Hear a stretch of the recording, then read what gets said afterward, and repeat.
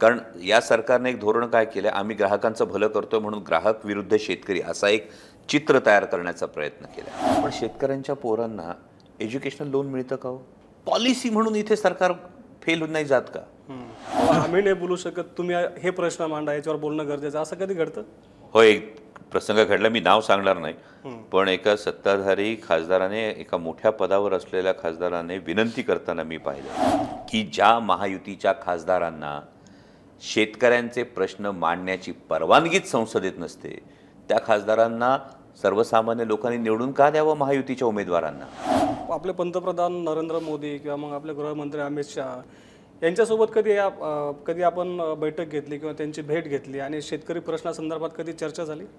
एवढी मोकळीक जर असती तर देशातलं वातावरण वेगळं असतं. शेतकऱ्यांच्या शेतमालाला हमीभाव मिळेल याची गॅरंटी द्या ना, बाकी गॅरंटी सगळी बाजूला राहू द्या. मग मोदीजींनी शेतकऱ्यांसाठी काय केलंय याचा लेखाजोखा मांडा ना एकदा. वर सदरा असतो ना, त्याच्या आत बनियांना पडलेली भोकं ही शेतकरी कधीच कोणाला दाखवत नसतो. आमचं प्रतिनिधित्व, आमचे प्रश्न हे त्या बैठकीमध्ये, त्या निर्णय प्रक्रियेमध्ये मांडले जातात का?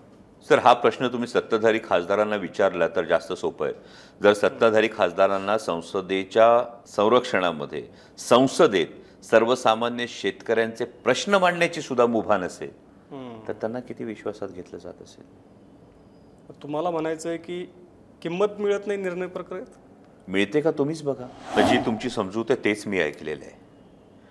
त्यामुळे सर्वसामान्य मोदी सरकारच्या कार्यकाळामध्ये एकूण किती मंत्र्यांना आपापले निर्णय घेण्याचं स्वातंत्र्य आहे हाच फार मोठा प्रश्न आहे. आणि हे फार गंभीर खरं तर हे विधान आहे. कारण चर्चा तर अशीही कानावर दिल्लीमध्ये येते की अनेकदा मंत्र्यांनाच घेतलेले निर्णय ठाऊक नसतात. नमस्कार, ॲग्रोनमध्ये आपल्या सगळ्यांचं पुन्हा एकदा स्वागत. सध्या निवडणुकीची रणधुमाळी जोमात सुरू आहे, परंतु आपल्या गाव पातळीवर शेतशिवारात दुष्काळाची भयान परिस्थिती आहे. मग आपल्या शेतकऱ्यांचे हे प्रश्न या निवडणुकीमध्ये पुढे येतात का? तसंच निवडणुकीमध्ये सगळं शेतकऱ्यांसाठीच अशी परिस्थिती असते, पण जेव्हा सरकार येतं तेव्हा मात्र शेतकरी कुठेच नसतो.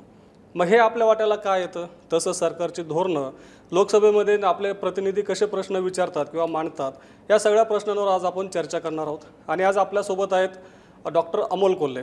सर, आपलं स्वागत आहे ॲग्रोनमध्ये. धन्यवाद जयशिवराय. सर, पहिला प्रश्न हाच आहे की आता निवडणूक सुरू आहे, सगळं असं वाटतं की आम्हा शेतकरी सगळं केंद्रस्थानी आहे, शेतकऱ्यांसाठी सगळं काही होतं आहे, निवडणुका लढवल्या जातात, असं एक चित्र असतं. पण जेव्हा सरकार येतं तेव्हा मात्र आम्ही शेतकरी कुठेच नसतो. हे नेमकं का होतं? हे खरं तर दुर्दैव आहे आणि विशेषतः गेल्या 10 वर्षांमध्ये हा प्रकार जास्त वाढलेला आहे. म्हणजे सातत्यानं जर आपण बघत असू तर भारत हा कृषीप्रधान देश असताना मध्य प्रदेशची निवडणूक झाल्यानंतर देशाला पूर्णवेळ कृषी मंत्रीच नाही. बरोबर. इतकं शेतकऱ्यांच्या विषयी असंवेदनशील हे सरकार आहे, हे आपण सातत्यानं पाहतो. आयात निर्यात धोरणं जर बघितली तर कापसाच्या बाबतीत असेल, टोमॅटोच्या बाबतीत असेल, आता कांद्याच्या बाबतीत असेल, द्राक्षाच्या बाबतीत असेल, संत्र्याच्या बाबतीत असेल, एकीकडे आपण स्वतःला विश्वगुरू म्हणवायचं आणि साधा बांगलादेशसारखा छोटासा देश आपल्याला डोळे दाखवतो आणि नागपूरची संत्री ही रस्त्यावर विकायला येतात. द्राक्षाला जी त्यांनी एक्सपोर्ट ड्युटी, बांगलादेशने इम्पोर्ट ड्युटी लादली ती आपण बघतो. कांदा हा जर प्रश्न आपण बघितला तर कांद्याला आता सुरुवातीला 40% निर्यात कर लादला आणि त्यानंतर कांद्याची थेट निर्यात बंदी केली. माझ्या तरी कुठेही वाचनात नाही सर्वसामान्य खाणाऱ्या नागरिकांना कांद्याची निर्यात बंदी करा किंवा कांद्याचे भाव वाढलेत याविषयी कुठेही तक्रार केलेली नाही. यामध्ये अडचण ही होतीये की शेतकरी हा तसं पाहिलं तर असंघटित असल्यामुळे पहिला जो चिरडला जातो तो सर्वसामान्य शेतकरी चिरडला जातो. आणि मग शेतकऱ्यांना जी खोटी स्वप्न दाखवण्यात आली, मग शेतकरी सन्मान निधीचं स्वप्न असेल, पीक विम्याचं स्वप्न असेल किंवा कृषी मालाचं जे काही शेतमाल आहे, स्वतः माननीय पंतप्रधान जेव्हा यवतमाळमध्ये आले होते त्या चाय पे चर्चामध्ये त्यांनी पहिल्यांदा सांगितलं होतं की उत्पादन खर्चाच्या 1.5 हा हमीभाव दिला जाईल. आज जर आपण उत्पादन खर्च बघितला तर खरोखर हमीभाव किती आहे, सोयाबीनचा किती उत्पादन खर्च आहे, त्याचा हमीभाव किती आहे, कापसाचा किती आहे, हे सगळं आपण बघतो.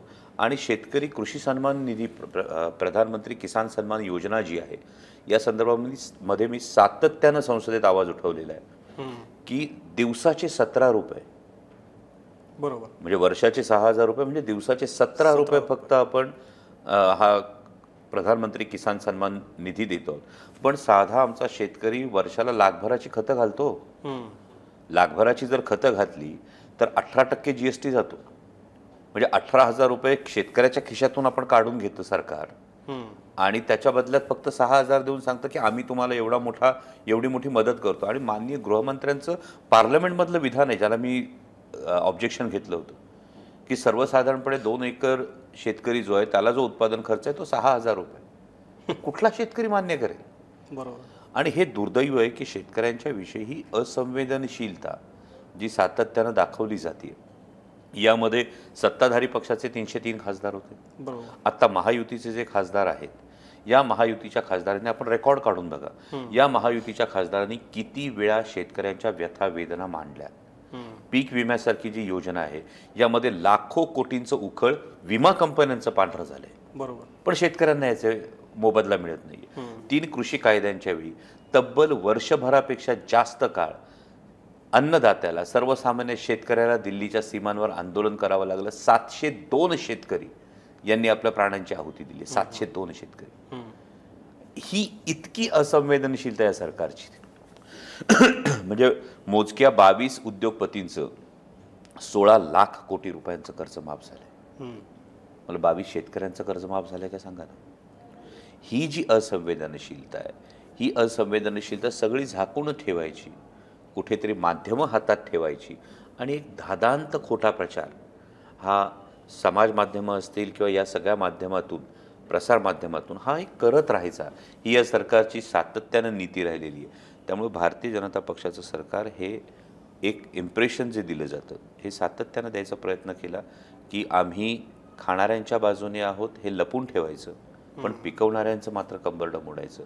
ही परिस्थिती दुर्दैवानं आहे, पण हे अर्धसत्य आहे. कारण साधं उदाहरण आहे, खाणाऱ्यांच्या बाजूने जर हे सरकार असतं तर आज सनफ्लॉवर ऑइलची किंमत किती आहे? ती किंमत 60 रुपयावरून 110 रुपयावर होते. पण 4,500 रुपयाला जे सोयाबीन जात होतं ते आता 4,000 रुपयालाच आहे ना. म्हणजे शेतकऱ्याला तुम्ही देत नाही आहात, खाणाऱ्यालाही त्याचा फायदा देत नाही आहात. मग मधल्यामध्ये हे जे काही लाटलं जातंय ही वस्तुस्थिती आहे. आणि त्यामुळे जोपर्यंत लोकप्रतिनिधी किंवा सर्वसामान्य शेतकरी सुद्धा या सगळ्या प्रश्नांकडे बारकाईने लक्ष देत नाही, तोपर्यंत ही अडचण ही कायम राहणार आहे. फक्त निवडणुकीच्या काळात आम्ही शेतकऱ्यांसाठी एवढं केलं म्हणतो. बरं, याचे डायरेक्ट बेनिफिट्स असतात, म्हणजे डायरेक्ट लॉसेस आहेत, तसे अनेक इनडायरेक्ट लॉसेस आहेत ना. म्हणजे तुम्ही दुधाचा एक फार महत्त्वाचा मुद्दा आहे शेतकऱ्यांच्या बाबतीमध्ये. आज जर आपण बघत असू, गेले वर्षभर 10 ते 12 रुपयांनी दुधाचे दर पडलेले.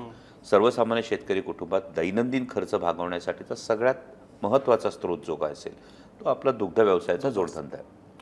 10 ते 12 रुपये, आपण 10 रुपये पकडू फक्त. 26 लाख लिटर पुणे जिल्ह्याचं दुधाचं कलेक्शन आहे. म्हणजे दिवसाचं नुकसान पुणे जिल्ह्यातल्या दूध उत्पादक शेतकऱ्यांचं दिवसाचं जे नुकसान होतंय ते 2,60,00,000 होतंय. म्हणजे महिन्याचं नुकसान 80 कोटी रुपयाचं होतंय. म्हणजे वर्षाचं नुकसान 960 कोटी रुपयाचं होतंय. आणि पुणे जिल्हा नियोजनच्या माध्यमातून जे काही विकास आम्ही केला म्हणून निधी सांगितला जातो हा 1000 कोटीचाच आहे हो. म्हणजे एखाद्या पुण्यासारख्या महत्त्वाच्या जिल्ह्याचं नियोजनाचं जे बजेट आहे, ज्या बजेटमधून निधी आल्यानंतर मोठमोठे फ्लेक्स लावले जातात आणि पाठ थोपटून घेतली जाते की आम्ही एवढा विकास निधी दिला, तिथं सर्वसामान्य शेतकऱ्याचं तुमच्या निधी एवढं नुकसान केलेलं आहे याच्याविषयी कोणीच बोलत नाही. तुम्ही बिबट्याचा प्रश्न घ्या. बिबट्याचा प्रश्न हा इनडायरेक्ट प्रश्न आहे माझ्या शेतकरी बांधवांसाठी, फार महत्त्वाचा. म्हणजे आपण पुणे जिल्ह्याविषयी किंवा शिरूर लोकसभा मतदारसंघाविषयी बोललो तर जुन्नर, आंबेगाव, खेड, शिरूर हे 4 बिबट प्रवण क्षेत्रात येणारी हे 4 तालुके. दिवसा 3 फेज लाईट ही आमची अनेक वर्षांची मागणी आहे. सतत दिवसा 3 फेज लाईट ही सतत मागणी आहे, पण ही मागणी पूर्ण केली जात नाही आहे. आणि रात्री 3 फेज लाईट असतील तर रात्री शेताला पाणी द्यायला जायचं झालं तर अनेकदा बिबट्यांचे हल्ले होतात. रोज तुम्हाला बातमी वाचायला मिळते बिबट्याचे हल्ले होतात. तेव्हा अनेकदा रात्री शेताला पाणी द्यायला आम्ही टाळतो. आणि हे जे टाळणं आहे याच्यामुळे होणारं नुकसान. रात्री लाईट असून पाणी द्यायला जाता येत नाही बिबट्यांच्या दहशतीमुळं, दिवसा 3 फेज लाईटच नाही आहे. मग हे इनडायरेक्ट लॉसेस जे आहे, जसं केरळमध्ये हत्ती आणि मानव संघर्षाच्या बाबतीमध्ये राज्य आपत्ती घोषित करण्यात आली, का नाही शिरूर लोकसभा मतदारसंघासाठी राज्य शासन ही राज्य आपत्ती घोषित करू शकत? मग हे जे इनडायरेक्ट लॉसेस आहेत या इनडायरेक्ट लॉसेसचा कोणी विचारच करत नाही. बरोबर. म्हणजे शिरूरमध्ये तसं बिबट्याचं आहे, तसं महाराष्ट्रभर आपल्याला अनेक वन्य प्राण्यांचं दिसतं. त्याच्यामध्ये निलगाई असतील, हरणं असतील, मोर असतील, याच्यापासून शेतकऱ्यांचं कितीतरी नुकसान होतं. दुबार पेरण्यासुद्धा करावं लागत असतात. सर, आता आपण सरकारच्या धोरणांविषयी मुद्दा मांडला, तर ठीक आहे, समजा एरवी वेळेला आपण मान्य करू की सरकार काहीतरी करतंय, परंतु ऐन निवडणुकीमध्ये सुद्धा आपण बघतो की कांद्याची निर्यात बंदी कायम केलेली आहे. सोयाबीनचा भाव हा गेल्या 3 वर्षातील सगळ्यात कमी शेतकऱ्यांना मिळतो. उत्पादन खर्च तर सोडा की उत्पादन खर्च मिळतो की नाही, पण काढणीचा खर्चसुद्धा शेतीमालाला मिळत नाही. ही परिस्थिती आज शेतकऱ्यांची आहे. मग आता निवडणुकीमध्ये जसं असे प्रचार केला जातो की ग्राहकांसाठी सरकार सजग राहतं आणि हे सगळं ग्राहकांसाठी करतंय, पण निवडणुकीमध्ये शेतकऱ्यांना सरकार किंमत देत नाही का? म्हणजे सरकार शेतकऱ्यांच्या विरोधातली धोरणं कायम ठेवतं. मग नेमकं सरकारच्या समोर किंवा मग सरकार शेतकऱ्यांना नेमकं कुठल्या पारड्यामध्ये मोजतं? सर, गेली काही दिवस निवडणुकी परसेप्शनकडे जास्त जात चाललेली आहे. त्यामुळे हजारो कोटी रुपये हे जाहिरातबाजीवर उधळले बरोबर. की लोकांचे डोळे झाकले जातात आणि पुन्हा जे हजारो कोटी निवडणुकीवर खर्च करू शकतात यांच्या बाजूनी एक परसेप्शन तयार होऊ शकतं, असं कदाचित सरकारचं म्हणणं आहे. कारण सरकारला जर शेतकऱ्यांची काही पडली असती तर सरकारनं नक्की विचार केला असता की कांद्याच्या निर्यात बंदी जर लादून आपण कांदा उत्पादक शेतकऱ्याच्या ताटात जी माती घालवतो, तर सरकारने याचा विचार करणं गरजेचं होतं. पण सरकार आपला विचार करत नाही. त्यामुळं मतदानातून सर्वसामान्य शेतकऱ्यांनी आता जागरूक राहून सरकारला हे दाखवून देणं गरजेचं आहे की सर्वसामान्य शेतकऱ्याला आम्हाला गृहीत धरू नका. तुमच्या खोट्या जाहिरातबाजीला, मोठमोठ्या पानपानभर जाहिरातींना आणि सोशल मीडियावर प्रचंड पैसा ओतून केलेल्या प्रचाराला आम्ही बळी पडणार नाही. पण शेतकरी आहे निवडणुकीमध्ये. शेतकरी 100% यावी. जर तुम्ही महाराष्ट्रातल्या आणि देशभरातल्या शेतकऱ्यांचा जर आक्रोश बघितला तर सर्वसामान्य शेतकऱ्यांना यावेळी निर्णय बनवलेला आहे की ज्या सरकारनं गेली 10 वर्ष सातत्यानं आमच्या तोंडाला पानं पुसण्याचं काम केलं आहे, केंद्र सरकारचं नेमकं काम काय होतं? तुम्ही आयात निर्यात धोरणं तरी व्यवस्थित करायची होती. 3 जे काळे कृषी कायदे आणले हे सर्वसामान्य लहान शेतकऱ्याच्या मुळावर उठणारे होते. बरं, हे लहान पोरगं सुद्धा सांगू शकत होतं, पण सरकारला जागायला 1 वर्ष लागली. आयात निर्याताच्या बाबतीमध्ये साधी उदाहरणं आहेत. टोमॅटोला 4 दिवस फक्त बातम्या देऊ शकलात आपण सर की टोमॅटो उत्पादक शेतकरी झाला लखपती. 17,500 टन टोमॅटो नेपाळवरून कुणी आयात केला हो? केंद्र सरकारनेच आयात केला का? 4 दिवस पैसे मिळाले असते शेतकऱ्यांना, काय बिघडलं असतं? कुठं एवढा आक्रोश झाला होता? कांद्याचंही तसंच आहे आता. त्याच पद्धतीनं कापसाचं बघा. कापसाला जेव्हा भाव मिळाले तेव्हा ऑस्ट्रेलियातून कापूस कोणी आयात केला? आज तुम्ही विदर्भात गेलात तर अजूनही 7-7, 8-8 महिने होऊन गेले कापूस शेतकऱ्यांच्या घरात पडू नये, गठड्याच्या गठड्यावर पडलेले आहेत. हा कापूस आयात केला. कांद्याच्या बाबतीमध्ये मी पार्लमेंटमध्ये सुद्धा सातत्यानं हा मुद्दा मांडलाय की पाकिस्तान उत्पादक शेतकऱ्यांचं तुम्ही भलं केलं. तुम्ही 2019ला मला सांगून आला होतात की आम्ही पाकिस्तानचा कंबरडं मोडू. जो कांदा आहे हा इंडियन सबकॉन्टिनेंटमध्ये जो कांदा पिकतो, या कांद्याला गल्फ कंट्रीमध्ये, युरोपमध्ये मोठी मागणी आहे. आणि जेव्हा कांद्याला मागणी होती त्यावेळी तुम्ही कांद्याची निर्यात बंदी केली सरकारने. आणि जेव्हा सरकारने कांद्याची निर्यात बंदी केली, आम्हाला 2 डिसेंबरला 40 ते 45 रुपये किलोला भाव मिळत होता. बरोबर. आज तो भाव साधारणतः 10 रुपयावर आलेला आहे. तो 10 रुपये म्हणजे तुम्ही 30 रुपये किलो मागं आमचं नुकसान केलंय. म्हणजे जर सर्वसाधारणपणे बघितलं तर एकरात 12 टन कांदा येतो. म्हणजे 12-36 3,60,000 रुपयाचं तुम्ही आमचं एका सीझनचं नुकसान केलं. 2 एकराचा जर लहान शेतकरी आपण बघितलं तर 7,20,000 रुपयांचं सरकारनं कांदा उत्पादक शेतकऱ्यांचं नुकसान केलंय. आणि 7,20,000चं नुकसान करून जाहिरातींमधून तुम्ही जेव्हा सांगता की आम्ही तुमचं भलं करण्यासाठी 6,000 रुपये तुम्हाला देतोय, हे शेतकऱ्यांच्या जखमांवर मीठ सोडणं नाही आहे. मग ही जी आयात निर्यात धोरणं आहेत, या आयात निर्यात धोरणांमध्येच अडचण आहे ना. का ठामपणे सरकार सांगू शकत नाही? जी परिस्थिती सोयाबीनची, मागे मी सोयाबीनविषयी हा आवाज उठवला होता. बरोबर. की सोयाबीनच्या बाबतीमध्ये सरकारनं जो निर्णय घेतला होता, जो तुघलकी निर्णय घेतला होता, ठराविक काही पोल्ट्री व्यावसायिकांच्या भल्यासाठी हा निर्णय घेतला होता. यामध्ये सोयाबीन उत्पादक शेतकऱ्यांचं तुम्ही कंबरडं मोडलं. मग शेतकऱ्यांनी कमवायचं कुठं? आणि फक्त ग्राहक, म्हणजे आपण जे म्हणालात की ग्राहकांचं भलं, ग्राहकांचंही भलं होत नाहीये. म्हणजे शेतकऱ्याचे हे एवढं कंबरडं मोडलं जात असताना कीटकनाशकांच्या किमती किती वाढल्यात, खतांच्या किमती किती वाढल्यात, या किमती वाढत आहेत. आणि दुसरीकडं साधं मी मगाशी जसं दुधाचं उदाहरण दिलं ते पुन्हा एकदा देतो. 22 ते 25 रुपयाला आम्हाला दूध घालावं लागतं. ग्राहकाला दूध किती रुपयाला मिळते? ती किंमत नाही कमी झालेली. ग्राहकाला दूध 55, 60, 58 रुपयालाच मिळते ना. पण आमच्या शेतकऱ्याचं दूध मात्र तुम्ही जर 22 आणि 25 रुपयांनी घेत असाल, मधले 30 रुपये जातात कुठे हे या जाहिरातीकडे येतात. ही अडचण आमची झालेली आहे.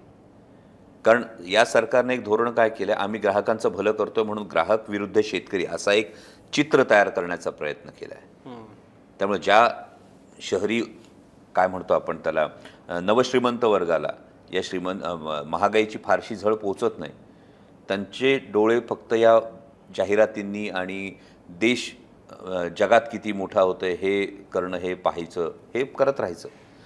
पण हे करत असताना जी वस्तुस्थिती आहे त्या ग्राउंड रियालिटीकडे लक्ष कोणी देतच नाही आहे की सर्वसामान्य शेतकऱ्याचं मात्र कंबरडं मोडलं जातं. करेक्ट.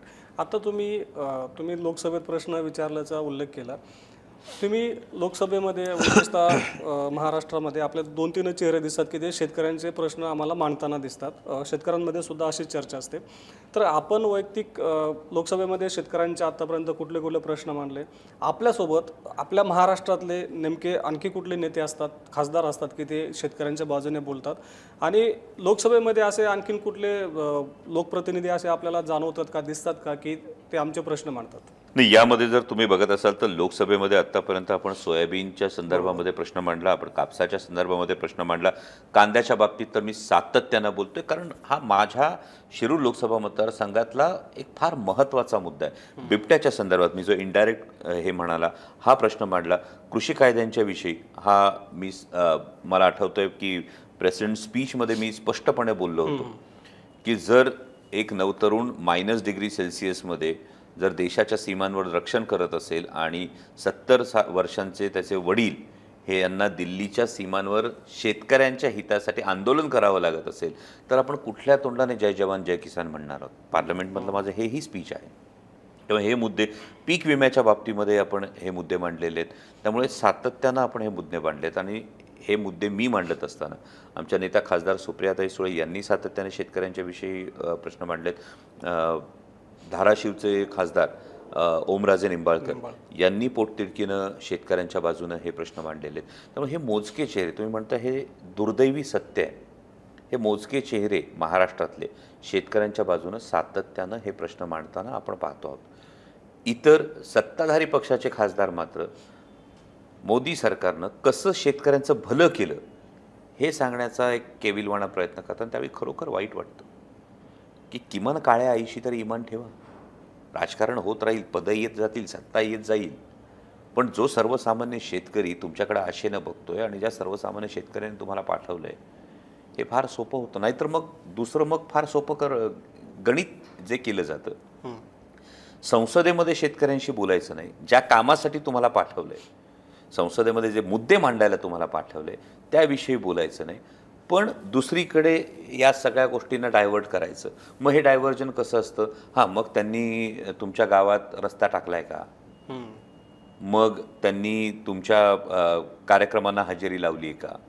अच्छा, म्हणजे त्या शेतकऱ्यांचं कंबरडं मोडतंय. तुम्हाला त्यांचे मुद्दे मांडण्यासाठी संसदेत पाठवले आणि हे मुद्दे मांडण्यासाठी संसदेत पाठवत असताना रस्ता करणं गरजेचं आहे का? 100% गरजेचं आहे. पण त्या रस्त्यावरून जाणारी माणसं तर जगली पाहिजेत. लोकांच्या सुखदुःखात जाणं गरजेचं आहे, पण त्याचबरोबरीनं त्या लोकांच्या दुःखाचं जे कारण आहे त्याच्यावर तर घाव घातला पाहिजे. हे दुर्दैवानं होताना दिसत नाही. म्हणजे एक साधा मुद्दा आहे की सर्वसामान्य शेतकऱ्याला कायम असं वाटतं, तुम्ही कोणत्याही शेतकरी बापाला जाऊन विचारा, पोरानं शेतात राबावं का? आज हे दुर्दैवी सत्य आहे कृषीप्रधान देशात. बाप म्हणतो की शेतात माझ्या पोरानं राबू नये, त्याने कुठंतरी नोकरी धरावी. मला कष्टाचं जीवन आलंय, माझ्या पोराला कष्टाचं जीवन येऊ नये, हे तो म्हणतो. पण शेतकऱ्यांच्या पोरांना एज्युकेशनल लोन मिळतं का हो?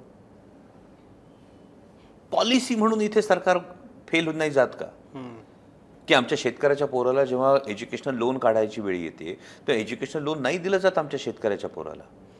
बरं, त्या सगळ्या कष्टातून जेव्हा आमचा तरुण सुशिक्षित होतो, तो नोकरीच्या आशेने जातो. आत्ता गेल्या आठवड्यातली आकडेवारी आहे, देशातलं सुशिक्षित बेरोजगारांचं प्रमाण 83% आहे. 100 पोरं जर सुशिक्षित ग्रॅज्युएट झाली तर त्यातली 83 पोरं बेरोजगार आहेत. मग हे जी परिस्थिती आहे यातून कधी सर्वसामान्य शेतकरी कुटुंब उभी राहणार आहेत, हा फार मोठा प्रश्न आहे. आणि हे मांडण्याऐवजी जेव्हा संसदेमध्ये महायुतीचे खासदार हे केवळ गुणगान गात असतात तेव्हा खरोखर वैषम्य वाटतं की संसदेमध्ये दिल्लीतून गुबुगुबू वाजलं का माना डोलावणारे नंदी बैल जात आहेत, का सर्वसामान्य शेतकऱ्यांच्या हितासाठी गरजणारे वाघ जात आहेत, हे सर्वसामान्य मायबाप मतदारांनी आता ठरवलं पाहिजे. आणि ही संधी आहे. बरोबर. आता आपण सांगितलं म्हणजे सत्ताधारी खासदारांबद्दल बोलतोय. काही जण असं खाजगी सांगतात की नाही आमच्यावर दबाव असतो, आम्हाला सांगलं असं असं बोलू नका. तर कधी या खासदारांशी चर्चा करताना ते तुमच्यासमोर असं बोलतात किंवा तुमच्याकडे आपलं मत व्यक्त करतात की नाही तुम्ही बाबा आम्ही नाही बोलू शकत, तुम्ही हे प्रश्न मांडा, याच्यावर बोलणं गरजेचं, असं कधी घडतं? हो, एक प्रसंग घडला, मी नाव सांगणार नाही, पण एका सत्ताधारी खासदाराने एका मोठ्या पदावर असलेल्या खासदाराने विनंती करताना मी पाहिले बरं. की कांद्याची निर्यात बंदी ही दुर्दैवी आहे, पण आम्हाला बोलायला संधी नाही, आम्हाला बोलायला परवानगी नाही, त्यामुळे प्लीज हा मुद्दा लावून धरा. ही अगतिकता आहे. मग हा मुद्दा येतो की ज्या महायुतीच्या खासदारांना शेतकऱ्यांचे प्रश्न मांडण्याची परवानगीच संसदेत नसते त्या खासदारांना सर्वसामान्य लोकांनी निवडून का द्यावं महायुतीच्या उमेदवारांना? म्हणजे इथे येऊन तुम्ही प्रचार करणार, मोठमोठ्या गप्पा मारणार, आणि जेव्हा तुम्ही निवडून जाणार आहात, निवडून गेल्यानंतर जर महायुतीच्या खासदारांना शेतकऱ्यांचे प्रश्न मांडण्याची मुभाच नसेल तर निवडून का देणार? हा सर्वसामान्य शेतकऱ्यांना प्रश्न नाही पडणार. आणि हे मी खूप जबाबदारीनं विधानं करतोय. माझी विनंती आहे की आपण पार्लमेंटमधला गेल्या 5 वर्षांचा धांडोळा घ्या. हा धांडोळा घेतल्यानंतर आपल्याला दिसेल की महायुती म्हणजे भारतीय जनता पक्ष आणि त्यांच्या मित्र पक्षांच्या खासदारांना किती वेळा ही मोकळीक मिळाली आहे, सरकारच्या धोरणांवर टीका करण्याची किती वेळा मोकळीक मिळाली आहे. हे जर धांडोळा घेतला तर हा सूर्य हा जयद्रथ आहे. आणि मायबाप मतदारांनी हे ठरवायचं आहे की प्रचाराच्या दरम्यान मोठमोठ्या गप्पा मारून जर महायुतीचा उमेदवार खासदार झाला तर आपले प्रश्नच मांडण्याची त्याला मुभा नाही आहे, तर मग त्यांना मतं का द्यायची? बरं, खासदारांना नाही मांडतायत.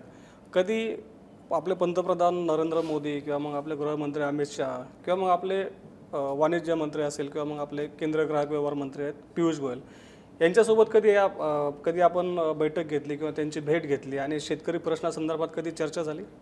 एवढी मोकळीक जर असती तर देशातलं वातावरण वेगळं असतं. वाणिज्य मंत्र्यांना अनेकदा भेटतो, अनेकदा त्यांना ही व्यथा वेदना सांगतो. जेव्हा कृषी मंत्री होते तेव्हाही त्यांना कांद्याच्या संदर्भातली जी व्यथा वेदना होती ती सांगून झालेली आहे. यामध्ये पोकळ आश्वासनांच्या पलीकडे हातात काहीच मिळत नाही. बरं. हे दुर्दैव आहे. कधी पंतप्रधानांशी झाली चर्चा यावर? माननीय पंतप्रधानांची चर्चा दूर, पण मी अनेकदा प्रधानमंत्रीजी सदन में आओ हीच घोषणा ऐकलेली आहे. त्यामुळे मी कायम हेच म्हणतो की माननीय पंतप्रधान मन की बात जशी करतात तशी त्यांनी कधीतरी जन की बात सुद्धा ऐकावी. पंतप्रधान भाषणांमधून जेव्हा म्हणतात की गॅरंटी, की ही त्यांची गॅरंटी, तर सर्वसामान्यांचं म्हणणं एवढंच आहे, शेतकऱ्यांच्या शेतमालाला हमीभाव मिळेल याची गॅरंटी द्या ना, बाकी गॅरंटी सगळी बाजूला राहू द्या. म्हणजे आमच्या शेतकऱ्याच्या शेतमालाला हमीभाव द्या. म्हणजे खतांचं अनुदान जे आहे 50,000 कोटींनी सबसिडी कमी केलेली आहे. डॉक्युमेंट आहे पब्लिक डोमेनमध्ये. बरोबर. आत्ता सुद्धा युरियाची जी वानवा सुरू आहे, युरियाचा स्टॉक उपलब्ध नाही का? युरियाचा स्टॉक उपलब्ध आहे.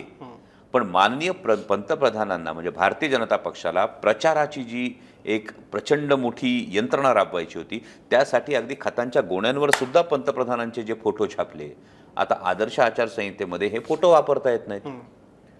मग आता ते फोटो काढण्याचा खर्च कोणी करायचा? बरोबर. किंवा त्या नवीन गोण्या कोणी द्यायच्या? याच्यासाठी युरिया मिळत नाहीये शेतकऱ्यांना. आता याच्या इतकं दुर्दैव काय असेल दुसरं? म्हणजे युरियाचा स्टॉक उपलब्ध आहे, शेतकऱ्यांना युरिया पाहिजे, पण पंतप्रधानांचा फोटो हटवायचा आहे म्हणून त्यांना युरिया मिळत नाही. खतांचं जे अनुदान कमी केलं, मी कांद्याच्या बाबतीत मागेही पब्लिक डोमेनमध्ये या गोष्टी आल्या होत्या किंवा व्हॉट्सअपवर पण हे व्हायरल झालं होतं की DAPची जी गोण 500-550 रुपयाला होती ती आज 1650 रुपयाला झालेली आहे. जो लागवडीचा कांद्याचा खर्च होता 5,000 रुपयाचा, तो 11,000 रुपयावर गेलेला आहे. तेव्हा पेट्रोल 60 रुपयाने टाकत होतो, आता 110 रुपयाने टाकतोय. पण तेव्हा कांदा हा 18 ते 20 रुपयांनी घालत होतो, आता कांदा 10 आणि 12 रुपयांनी घालावा लागतोय. मग हे कुठलं किसान की आय दुगनी हो गई? याची उत्तरं कधीतरी द्यायला हवी. पण दुर्दैवानं ही उत्तरच दिली जात नाहीयेत. म्हणजे महायुतीचे उमेदवार जेव्हा प्रचारासाठी येतील तेव्हा माझी विनंती आहे की बाकी व्यक्तिगत टीका टिप्पणी आपण बाजूला ठेवू. शेतकऱ्यांच्या प्रश्नांविषयी काय केलं 5 वर्षात, ज्यांच्यासाठी तुम्ही मतं मागताय. म्हणजे महायुतीचे उमेदवार हे सांगायला येत आहेत ना की मोदीजींना पंतप्रधान करायचंय. मग मोदीजींनी शेतकऱ्यांसाठी काय केलंय याचा लेखाजोखा मांडा ना एकदा.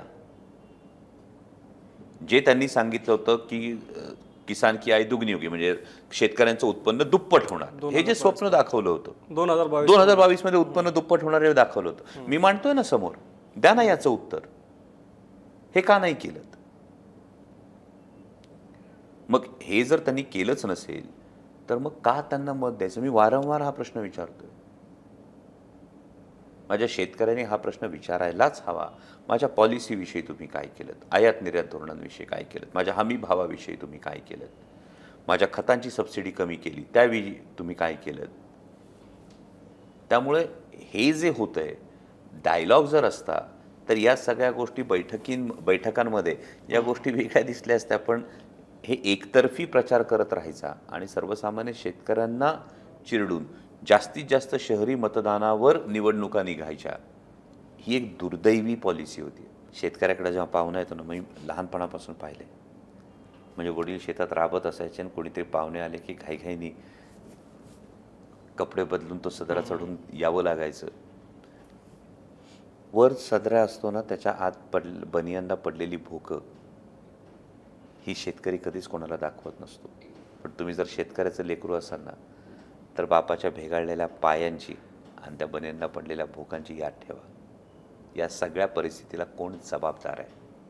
आम्हा शेतकऱ्यांना एक प्रश्न पडतो की आमचे लोकप्रतिनिधी एवढेच, म्हणजे आपण जर एकूण देशातल्या खासदारांची संख्या पाहिली तर जास्तीत जास्त खासदार हे ग्रामीण मतदारसंघातले आहेत, बरोबर.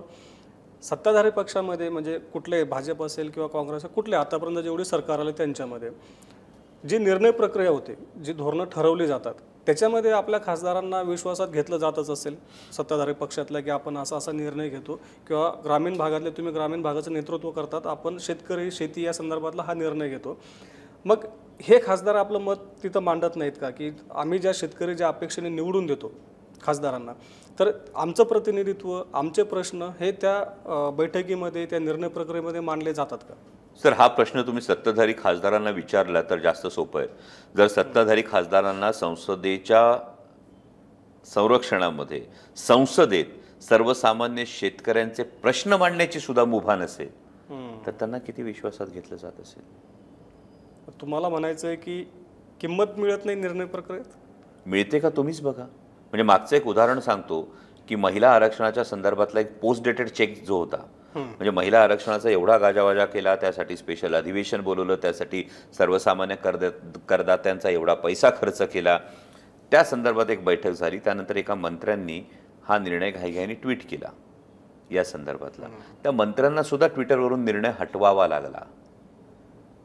जर केंद्र सरकारच्या एखाद्या मंत्र्याला सुद्धा हे स्वातंत्र्य नसेल तर सर्वसामान्य खासदाराला किती स्वातंत्र्य असणार आहे? आणि जर हे स्वातंत्र्य असतं तर मी गेली 5 वर्ष संसदेत असताना मला सत्ताधारी पक्षातले खासदार शेतकऱ्यांच्या प्रश्नांवर सरकारवर टीका करताना दिसले असते. हे आपल्यालाही दिसले असतील तर माझ्या निदर्शनास आणून द्या, कदाचित माझं ज्ञान कमी पडेल. पण जर सत्ताधारी, माझा मुद्दा हा फार महत्त्वाचा आहे, आणि 303 खासदार गेल्या वेळी भारतीय जनता पक्षाचे जे निवडून आले, हे सगळे ग्रामीण भागातले किती होते की हे जास्तीत जास्त शहरी भागातले होते? ग्रामीण भागातले पण जास्त होते. पण जास्त शहरी भागातले जर असतील तर ग्रामीण भागातले जे खासदार आहेत हेही त्यामध्ये होते. पण त्यांना स्वातंत्र्य होतं का हा प्रश्न मी म्हणतो हे समोर आहे की जर हे स्वातंत्र्य असतं किंवा निर्णय प्रक्रियेत सहभागी करून घेतलं असतं तर 3 काळे कृषी कायदे आलेच नसते. प्रत्येक सरकारमध्ये असं होतं. मला वाटतं की आदरणीय शरदचंद्रजी पवार साहेब ज्या कृषी मंत्री होते, तुम्ही आजही सर्वसामान्य माणसं मला पवार साहेबांनंतर 2014 ते 2024 मला कृषी मंत्र्यांची नावं सांगा आपण. मी मायबाप जनतेला विचारेन, छातीवर हात ठेवून सांगा मला कृषी मंत्री कोण होते. म्हणजे 2014 साली पवार साहेब सत्तेतून गेले, आज 2024 आहे.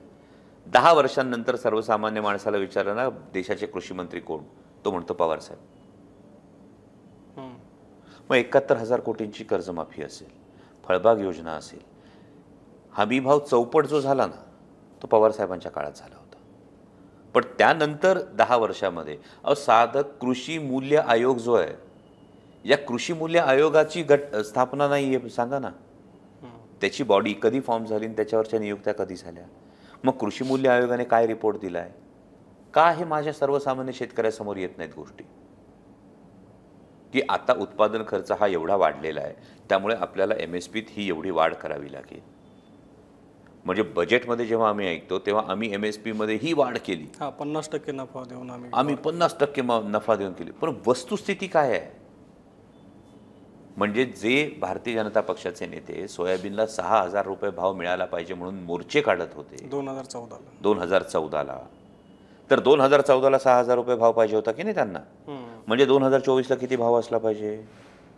महागाईनुसार त्यात वाढ व्हायला पाहिजे. सोयाबीनला 10 वर्षामध्ये एकदाच फक्त भाव मिळाला उच्चांकी, त्यानंतर सोयाबीनला भाव मिळालाय का? त्याची कारणं पण वेगळी होती. कोरोना, पुरवठा विस्कळीत झाला, पुरवठा विस्कळीत झाला, हे ऍक्सेप्टेड आहे. बरोबर. पण त्याबरोबर सगळ्यात महत्त्वाचं निर्यात धोरण चुकीचं आहे, हे फार महत्त्वाचं कारण आहे. त्यामध्ये कांद्याच्याही बाबतीत तीच परिस्थिती आहे. मी आता उदाहरण देऊन तुम्हाला सांगितलं. बरोबर. त्यामुळे 2014 ते 2024 या 10 वर्षांच्या काळामध्ये शेतकऱ्यांकडं एकूण धोरणांच्या बाबतीत अक्षम्य हेळसांड झालेली आहे. आता लोकसभेमध्ये प्रश्न विचारण्याचं, आता आपण सांगितलं की कोणते नेते तुम्ही मांडता, आणखी कोण कोण मांडतं, तर लोकसभेमध्ये नेमके प्रश्न विचारण्याची प्रक्रिया काय असते? की नेमकं आपलं वर्गात बसलं की नाही सर मला विचारायचं, असं काय असतं का वेगळी काही प्रक्रिया असते? नाही, लोकसभेमध्ये अनेक प्रकार आहेत. त्यामध्ये स्टार क्वेश्चन असतात, अनस्टार्ड क्वेश्चन असतात, जे प्रश्न तुम्हाला आधी टाकायचे असतात. अच्छा. त्यानंतर 373ची तुम्हाला नोटीस एक देता येते. त्यानंतर विशेष आपत्कालीन याच्यावर चर्चासत्र असतात आणि शून्य प्रहरामध्ये विचारण्याचे प्रश्न असतात. ही एवढी आयुध आहेत. या सगळ्या आयुधांमध्ये त्यानंतर प्रायव्हेट मेंबर बिल असतं. पण प्रायव्हेट मेंबर बिलची जर वस्तुस्थिती आपण बघितली तर 70च्या दशकामध्ये एक प्रायव्हेट मेंबर बिलचा कायदा झाला होता, त्यानंतर एवढ्या वर्षात तो कायदा झालेला नाही. बरं. त्यामुळे महत्त्वाचे जे मुद्दे आहेत लक्ष वेधून घेण्याच्या दृष्टीनं त्या पद्धतीनं शून्य प्रहर असेल, स्टार क्वेश्चन असेल, अनस्टार क्वेश्चन असेल, हे जी प्रमुख आयुधं असतात. 196 मध्ये एखादी गोष्टीवर जेव्हा संसदीय कामकाज समिती ठरवते की या विषयावर आपल्याला चर्चा करायची, तर त्या विषयावर विरोधी पक्ष मागणी करतो, ती चर्चा करतो. मग ही अशी वेगवेगळी आयुधं ही संसदेमध्ये वापरली जातात आणि त्यातून हे प्रश्न विचारले जातात. आम्हाला सोप्या भाषेत, म्हणजे तुम्ही जे सांगता ते थोडं आम्हाला शेतकऱ्याला समजायला किचकट आहे. आमच्या कांद्याचा प्रश्न विचारताना तुम्ही कुठली प्रक्रिया पार पाडली होती? आपल्या कांद्याचा प्रश्न हे करत असताना जिथे जिथे संधी मिळेल तिथे तिथे मी हे बोललेलो. म्हणजे संसदेमध्ये तुम्ही जेव्हा बोलला तर आधी परमिशन घ्यावी लागली होती? संसदेमध्ये कांद्यावर बोलायला मी कधीच परवानगी मागितली नाही. अगदी माझं निलंबन झालं. म्हणजे मी कांदे दाखवले होते, मी आणि सुप्रियाताईंनी संसदेमध्ये शेवटी, की तुम्ही याच्यावर आम्हाला चर्चा करू द्या.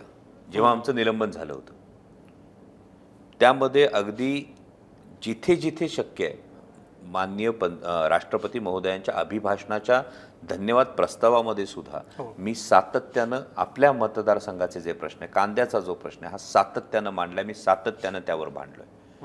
कारण ही वेदना आहे, कांदा उत्पादक शेतकऱ्याची वेदना आहे. त्याच्या ताटात माती कालवली जाते आणि कोणीच काही बोलत नाही. म्हणजे आता शिरूर लोकसभा मतदारसंघामध्ये माननीय उपमुख्यमंत्री 3-3 वेळा येऊन गेले. का नाही हो तुम्ही कांद्याविषयी बोललात?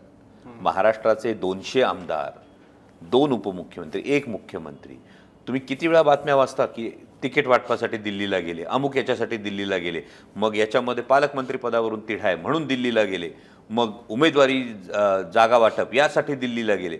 कांदा उत्पादक शेतकऱ्यांसाठी का नाही दिल्लीला गेले हो कधी मुख्यमंत्री उपमुख्यमंत्री? का नाही जाऊन सांगितलं? का आम्ही नागरिक नाही आहोत? बिबट प्रजनन नियंत्रणाचा जो प्रस्ताव आहे, हा प्रस्ताव मी केंद्रीय पर्यावरण विभागाकडे मागणी केली. ही मागणी केल्यानंतर त्यांनी महाराष्ट्र सरकारला या संदर्भातला प्रस्ताव सादर करायला सांगितला. जुन्नर वन विभागानं हा प्रस्ताव सादर केला. हा प्रस्तावसुद्धा महाराष्ट्र सरकारनं केंद्र सरकारकडे पाठवला नाही. मग आमचा जीव नाही, आमची लेकरं बिबट्याच्या दहशतीमध्ये राहतात. परवा 7 वर्षाच्या पोरावर हल्ला झाला. त्या दिवशी मी भेट द्यायला गेलो होतो, 4 वर्षाच्या लेकरावर बिबट्याने हल्ला केला होता. मग या गोष्टी सरकारला सत्तेच्या पलीकडे जाऊन शेतकऱ्यांचं भलं दिसतच नाहीये का, की मानसिकता नाहीये? हा फार महत्त्वाचा प्रश्न शेतकऱ्यांच्या मनात आहे. आणि म्हणून माझं ठाम हा विश्वास आहे की या सगळ्या वेदनेला सर्वसामान्य शेतकरी या लोकसभा निवडणुकीच्या मतदानामध्ये वाट करून देणार. आता आणखीन एक प्रश्न आमच्या मनातला, की आपले खासदार लोकप्रतिनिधी लोकसभेमध्ये किंवा संसदेत प्रश्न विचारतात आणि संबंधित खात्याचे मंत्री त्याला उत्तरं देत असतात. तर ही जी उत्तरं दिलेली असतात किंवा जी काही आकडेवारी दिलेली असते, कुठली म्हणजे इम्पोर्ट एक्सपोर्ट असेल किंवा शेतकऱ्यांना कधी काय मिळालं, विशेषतः पीक विम्याचे नुकसान भरपाई, सगळ्या गोष्टी, तर हे आकडेवारी खरंच म्हणजे दिलेलं उत्तर हे कधी कधी दिशाभूल करतं का नाही? हे उत्तर एक्झॅक्ट रेकॉर्डवर येतं, त्यामुळे सगळी खरी माहिती असते. उत्तर रेकॉर्डवर येतं हे खरं आहे, पण दिलेलं उत्तर हे गोल गोल फिरवून दिलं जातं. हा माझं तर पहिलीच टर्म होती, हा पहिल्या टर्ममधला माझा अनुभव आहे. म्हणजे कसं थोडक्यात? म्हणजे समजा जेव्हा मी विचारलं होतं की सोयाबीनच्या संदर्भामध्ये जेव्हा प्रश्न विचारला होता, MSP काय काय आहेत, तर फक्त MSP काय डिसाईड झाल्यात एवढंच उत्तर येतं. पण त्यामध्ये जो मूळ प्रश्न आहे की आज उत्पादन खर्च वाढलेला आहे आणि उत्पादन खर्च वाढलेला असताना या MSPs आपण काय बदल याच्यामध्ये करतो आहोत, तर उत्तर येताना असं येत नाही की हा उत्पादन खर्च आहे आणि त्यामुळे ही MSP आहे. उत्तर येताना फक्त एवढंच येतं की नाही, त्याच्या संदर्भामध्ये ही संपूर्ण देशाची आकडेवारी घेऊन या ठरवलेल्या MSPs आहेत आणि सरकारने MSPत वाढ केली आहे. पण जे विचारलंय त्याचं उत्तर जे थेट विचारलेलं आहे की सोयाबीनचा उत्पादन खर्च एवढा आहे, त्याची MSP एवढी, याच्यामध्ये ही डिस्पॅरिटी का? हा प्रश्न तुम्ही विचारला होता आणि त्याचं उत्तर आलं फक्त ही MSP आहे. त्याची ही MSP आहे. कारण पीक विम्याचं पण असंच होतं. पीक विम्याच्या संदर्भात जेव्हा लोकसभेतून माहिती पुढे येते तेव्हा असं सांगितलं जातं की शेतकऱ्यांनी एवढा प्रीमियम दिला आणि पीक विमा कंपन्यांनी शेतकऱ्यांना एवढा प्रीमियम दिला, परंतु शेतकरीच प्रीमियम भरत नाही, तर राज्य सरकारचा हिस्सा असतो, केंद्र सरकारचा हिस्सा असतो. तर मग ह्या तिन्ही हिस्से मिळून नेमकं पीक विमा कंपन्यांना किती रक्कम गेली? मी मागे जेव्हा पार्लमेंटच्या फ्लोअरवर पीक विम्यांच्या संदर्भातलं डॉक्युमेंट प्रेझेंट केलं होतं, त्यावेळी मला वाटतं की 17 लाख कोटींचा फायदा हा पीक विमा कंपन्यांना झालेला होता. शेतकऱ्यांना नुकसान भरपाई दिल्यानंतर निव्वळ फायदा शेतकऱ्यांना नुकसान भरपाई न मिळाल्यामुळे. अच्छा, म्हणजे जेवढ्या पीक विम्याच्या केसेस होतात, जेवढं राज्य सरकार, विमा कंपन्यांचा निव्वळ विमा कंपन्यांचं उखळ पांढरं होतंय, सर्वसामान्य शेतकऱ्याच्या हातात काही मिळत नाही, हेच दुर्दैव आहे. आणि म्हणून या सगळ्याचं उत्तर, या सगळ्याचा जाब सर्वसामान्य शेतकऱ्यांनी या लोकसभा निवडणुकीत विचारायलाच हवा. कारण जर घोषणा करत असेल कुणी अब की बार इतना पार, अब की बार उतना पार, तर सर्वसामान्य शेतकऱ्यांनी आता ठरवावं की जे शेतकरी विरोधी असतील ते अब की बार हद्दपार. सर, अजून एक प्रश्न असा आहे की जेव्हा मंत्री नेमले जातात तर मंत्री त्या खात्याचा संपूर्ण एक कार्यभार सांभाळतात, निर्णय घेतात, विशेषतः आयात निर्यातीचे निर्णय असतील किंवा मग जे ग्राहक व्यवहार मंत्रालय आहे आपलं पियुष गोयल यांच्या अंडरमध्ये, तर सर्वसामान्य आमचा असा समज असतो की ते निर्णय घेत असतात. पण मागच्या काही वर्षांपासून असं दिसतं की बाबूशाहीच हा निर्णय घेते की काय, अशी शंका शेतकऱ्यांना पडलेली असते. तर याच्याबद्दल तुम्ही काय आमची समजूत योग्य आहे की नेमकं काय आहे सांगू शकता? जी तुमची समजूत आहे तेच मी ऐकलेलं आहे.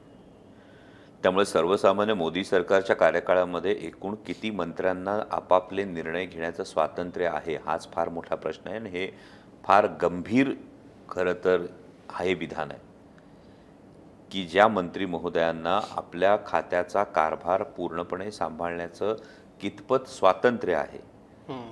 कारण चर्चा तर अशीही कानावर दिल्लीमध्ये येते की अनेकदा मंत्र्यांनाच घेतलेले निर्णय ठाऊक नसतात आणि त्यांना निर्णय कळवला जातो की त्यांनी फक्त, आपला खूप गोंधळ झाला होता. 100% हा झाला होता.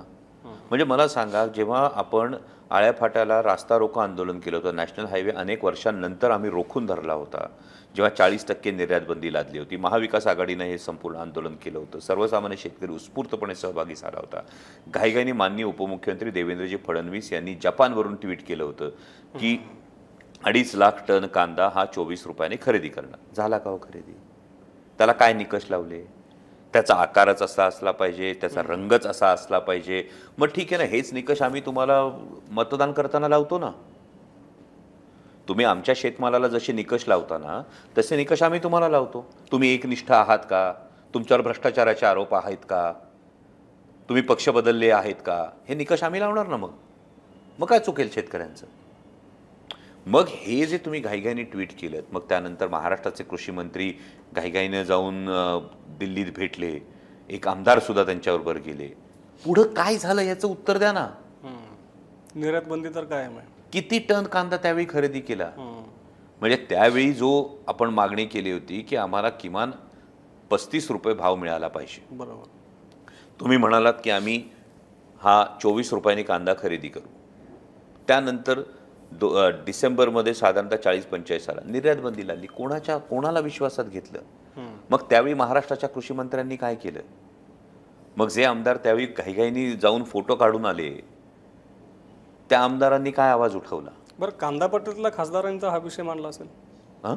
कांदा पट्ट्यातले जे आपले खासदार आहेत, कांदा उत्पादक जिल्ह्यातले, त्यांनी तर हा प्रश्न मांडला असेल ना सरकारकडे किंवा पियुष गोयलांकडे किंवा कांदा निर्यात बंदी करून. माझी आपल्याला विनंती की हे पब्लिक डोमेनमध्ये आहे, त्यामुळे आपण याची माहिती काढा. पार्लमेंटमध्ये आम्ही जे प्रश्न मांडतो, पार्लमेंटमध्ये आम्ही जे मुद्दे उचलतो, जी भाषणं करतो, ही सगळी लोकांसमोर आहे. मग कांदा पट्ट्यातल्या खासदारांनी हा काय मुद्दा मांडलाय, किती वेळा मुद्दा मांडलाय, विचारा. आता तुम्ही खरेदीचा पण एक महत्त्वाचा मुद्दा मांडला. कांदा खरेदी नाफेडची असेल, एनसीसी, विशेषतः सरकारची.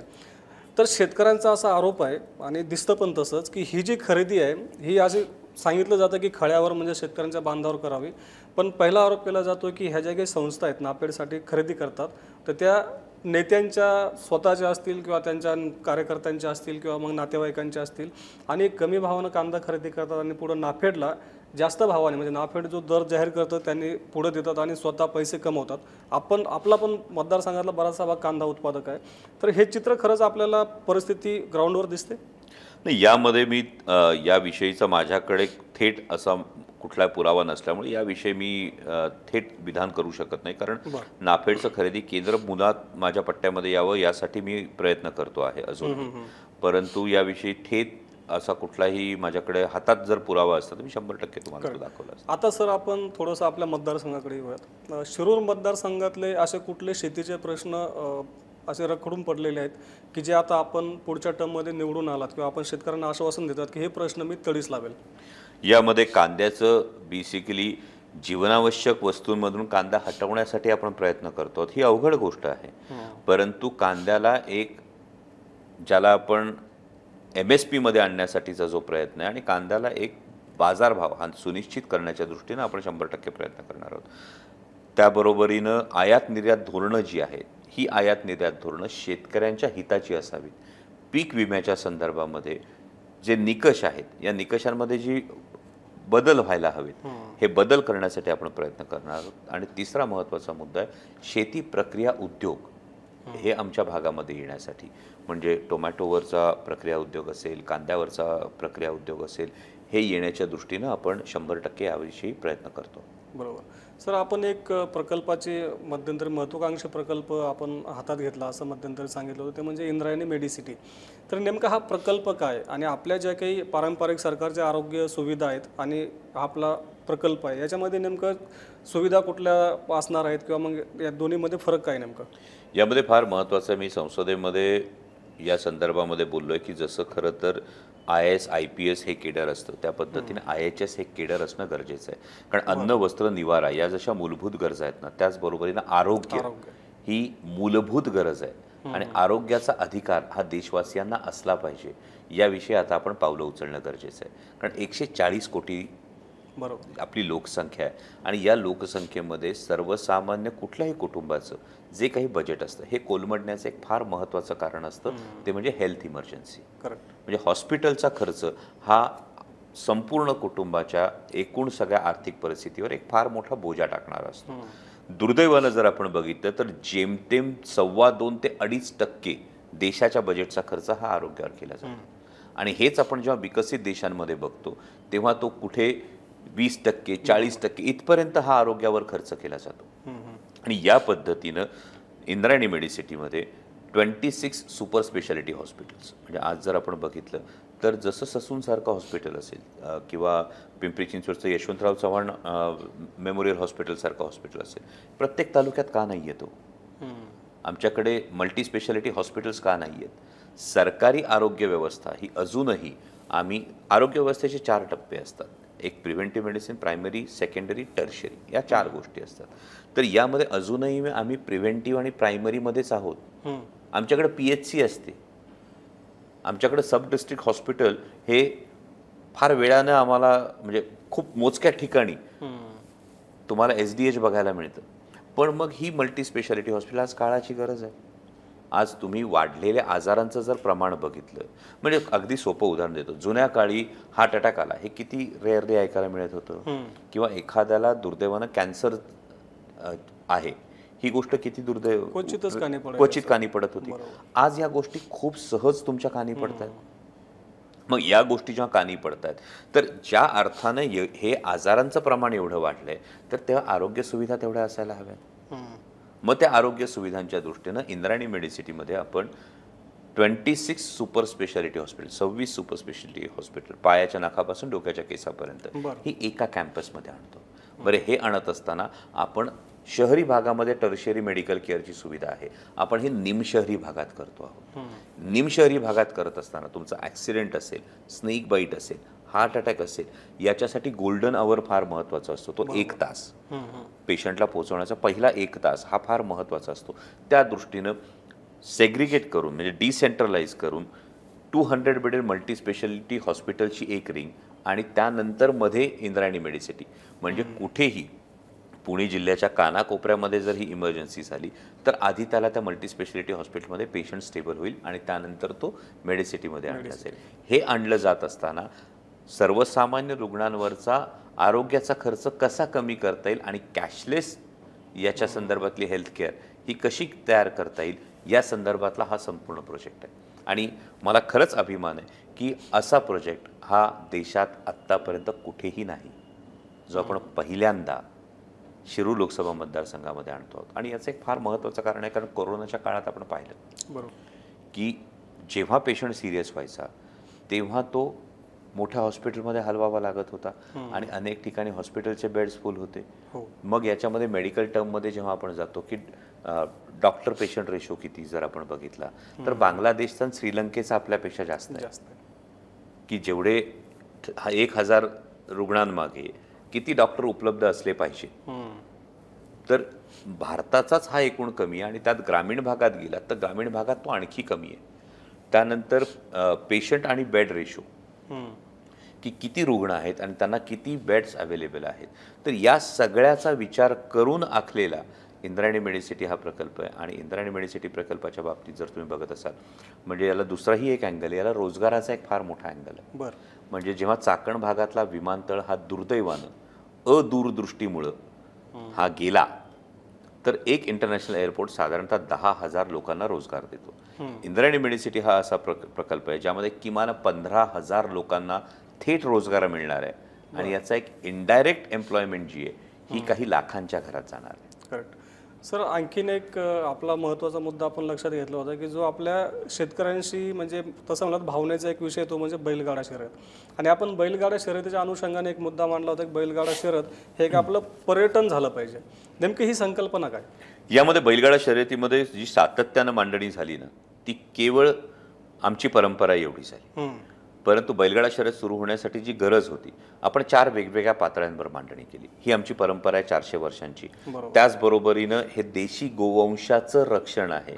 त्याचबरोबरीनं यातून स्थानिक पर्यटन आणि त्यातून स्थानिक रोजगार हे एक महत्त्वाचे जे मुद्दे होते हे आपण सातत्याने मांडले. आणि याच्यामध्ये एक ग्रामीण अर्थव्यवस्थेला चालना देण्याचं एक प्रचंड मोठं पोटेन्शियल आहे, ही गोष्ट आपण मांडली. तुम्ही साधं बघत असाल खिलार गाय दूध किती देते?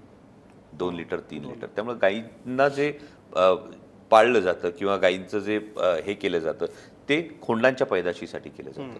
आता तुम्ही ड्रॉट अफेक्टेड जेवढा एरिया आपण म्हणतो, दुष्काळी जेवढा भाग असेल, माण असेल, खटाव असेल, अगदी खाली तुम्ही आंध्र कर्नाटकच्या याच्यापर्यंत जात असाल, या भागांमध्ये खिलार जातीच्या गायींचं प्रमाण जास्त आहे. मग ही खोंड ही घाटावर आणली जातात. गाड्याच्या संदर्भामध्ये आता त्यांना लाखांच्या घरात किंमत येते. पण जेव्हा बैलगाडा शर्यत होते तेव्हा त्या एखाद्या गावाची लोकसंख्या जर समजा 2000 असेल तर त्या घाटासाठी त्या गावात येणाऱ्या लोकांची संख्या ही 4-5 हजार असते. आणि जेव्हा 4-5 हजार लोक येतात तेव्हा अगदी चहाच्या टपरीपासून, वाजंत्र्यापासून, ट्रान्सपोर्टपासून, आमच्या अनाउन्सर मंडळींपासून या प्रत्येकाला एक रोजगाराचं साधन हे त्यावेळी निर्माण होतं. ही एक इकॉनॉमीमध्ये हलचल होते. आणि या पद्धतीनं केवळ ही परंपरा न म्हणता याला जर पर्यटनाचं एक मोठं रूप दिलं तर या संदर्भामध्ये स्पेनची इकॉनॉमी ही स्पॅनिश बुलफाईट, स्पॅनिश बुलरनवर चालते. तर या पद्धतीनं मॅन ॲनिमल कोएक्झिस्टन्स या दृष्टिकोनातून आपण आंतरराष्ट्रीय पातळीवर बैलगाडा शर्यत का नेऊ शकत नाही. आणि हाच विजन आहे. म्हणजे मागेही मला वाटतं चंद्रकांतदादा पाटील जेव्हा पालकमंत्री होते तेव्हाही मी मागणी केली होती की एक मॉडेल बैलगाडा घाट जो जसा रेसिंगचा ट्रॅक असतो त्या पद्धतीचा एक मॉडेल बैलगाडा घाट तुम्ही का नियोजनातून तयार करत नाही आहात. की एक जर तुम्ही हा घाट तयार केला ज्यामध्ये व्यवस्थित बैठक व्यवस्था असेल, न्यायालयाच्या निकषांनुसार बैलांसाठीची ही योजना असेल, हे प्रत्येक तालुक्याच्या ठिकाणी व्हायला हवं ना. जर ही आपली परंपरा आहे, जर आपली परंपरा आपण का अभिमानानं दाखवू नये.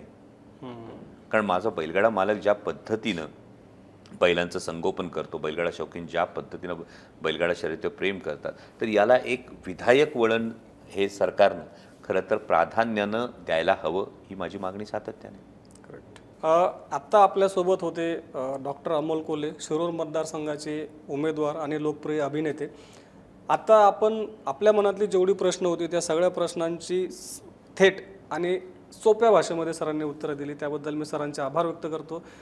धन्यवाद सर, आज तुम्ही आम्हाला वेळ दिला आणि आपल्या पुढच्या वाटचालीसाठी ॲग्रोनकडून आपल्याला हार्दिक शुभेच्छा. धन्यवाद. जय शिवराय. जय